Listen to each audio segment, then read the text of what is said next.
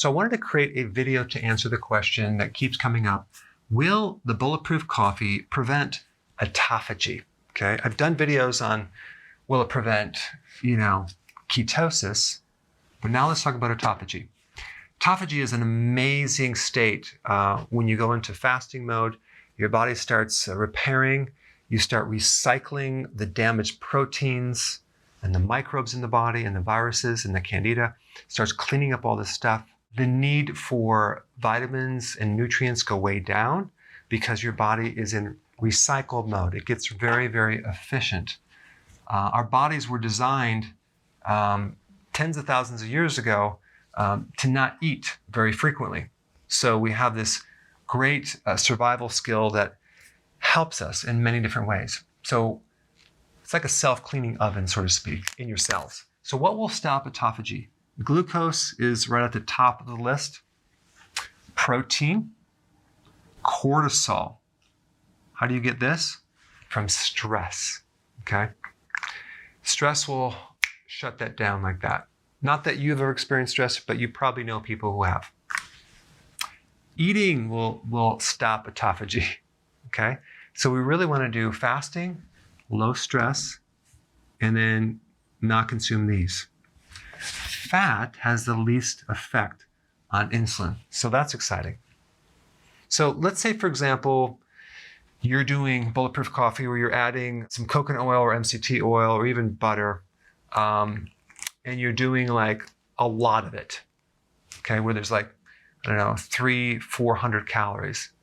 Yeah, well, that's going to stop your autophagy. Absolutely, it's going to block it. But if you're doing a small amount, let's say 1 tablespoon of butter or 1 tablespoon of MCT oil, it may inhibit autophagy for a little bit, but I don't think it's going to be that significant. Now, if you do half and half, it does have 1% carbohydrate and less than 1% protein. So now we're getting the carbs, but these have no carbs, okay? So maybe you just do a very, very small amount of this, and that might be the ideal situation. But to get into autophagy really depends on several things. The amount of calories that you're consuming, which we just talked about, the less autophagy we have. So it's a balance act. Also, your health state, your age. If you're 18 years old and have an incredible metabolism, you can probably get into autophagy way faster than someone going through menopause. But let's say you have a diabetic and you're on medication, well, that's going to inhibit your autophagy too. So it really depends too on your health state. The worse your health is, the more strict that you need to be with these things.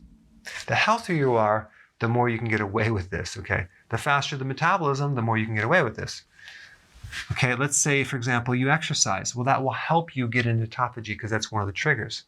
So, because you're actually creating this stress on top, you're not eating, so you're going to create more autophagy.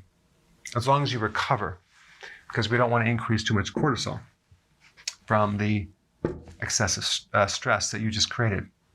Also, there's another factor of how long you're fasting. Let's say, for example, you're doing 1 meal a day. Well, that's great because you're going to have a lot of hours to get into autophagy, right? I would imagine you get into a really good autophagy right around 18 hours. It could be 16 hours. Could be a little bit later. It really depends on, they don't really know exactly, but I'm just using that as a good ballpark number, 18 hours of fasting, okay?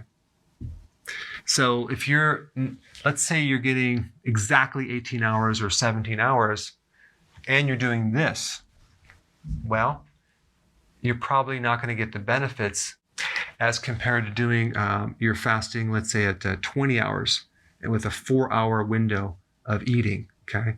So you can see that it's not a simple answer. You have to look at all these factors and use a judgment on this. But the longer the fast, the more you can get away with this, okay? And also how much insulin you have in your body, because insulin will block autophagy too. So you say, well, I don't have any more carbohydrates. Well, you may have insulin resistance. And insulin resistance causes your own body to make more insulin, like 5 to 7 times more that extra insulin can keep you from experiencing the benefits of autophagy. And this is why the autophagy benefits, even living longer and better skin and anti-aging, occur more over time of doing a healthy keto and intermittent fasting plan, because you're building on this. Your body's becoming more efficient. Your insulin is coming way down. Okay, so it's really a balancing act.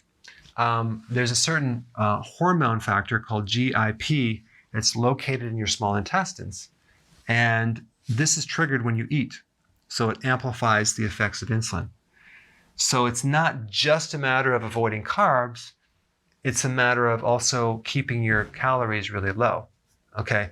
But I would imagine if you're in pretty good shape and you just do a small amount of one of these in your coffee, I don't think it's going to be a big problem, okay? But you have to test it out and see if you're getting the benefits, that you're better skin, feeling younger, the cognitive improvements.